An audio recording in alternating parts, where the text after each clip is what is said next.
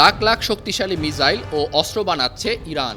আর এমন সময়ে সামনে এলো এ চাঞ্চল্যকর খবর, যখন ইসরায়েলের সঙ্গে হিজবুল্লাহ ও হামাসের যুদ্ধে পুরো মধ্যপ্রাচ্য অস্থির। প্রতিদিন ঝরছে নারী, শিশুসহ অনেকের প্রাণ, পঙ্গুত্ব বরণ করছে লাখ লাখ মানুষ।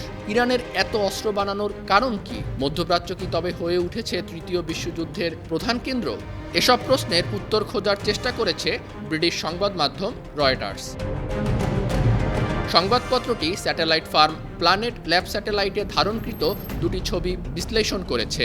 এর মধ্যে একটি ছবি ইরানের মোদারেস সামরিক ঘাঁটির, অন্যটি খোজির মিসাইল উৎপাদন কেন্দ্রের। ছবিতে প্রায় ৩০টি নতুন স্থাপনা দেখা গেছে। খোজির মিসাইল উৎপাদন কেন্দ্রের বর্ধিতকরণ শুরু হয় গেল বছরের আগস্টে, অপরটি অক্টোবরে।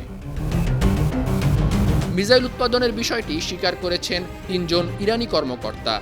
তবে বিষয়টি গোপন হওয়ায় এসব কর্মকর্তা নাম প্রকাশ করতে চায়নি। তারা বলেছে, এসব স্থাপনায় ব্যালিস্টিক মিসাইল তৈরির পাশাপাশি নজরদারি ড্রোনও বানানো হচ্ছে। আর পুরো ব্যাপারটি দেখভাল করছে ইরানের শক্তিশালী রেভলিউশনারি গার্ড।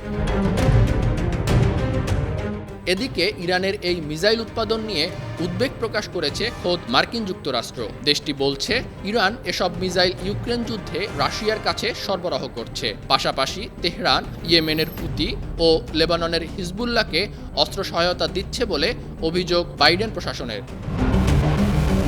অন্যদিকে মিসাইল বানানোর এমন খবরে ইরানকে কড়া হুঁশিয়ারি দিয়েছে মার্কিন নেতৃত্বাধীন পশ্চিমাদের সামরিক জোট ন্যাটো। জোটের নেতারা বলছে, সরাসরি সামরিক সহায়তার মাধ্যমে ইউক্রেনের বিরুদ্ধে রাশিয়ার যুদ্ধে ইন্ধন যোগাচ্ছে ইরান। তবে ন্যাটোর এই হুমকিকে খুব বেশি পাত্তা দিচ্ছে না দেশটি। আন্তর্জাতিক ডেস্ক 52 টিভি।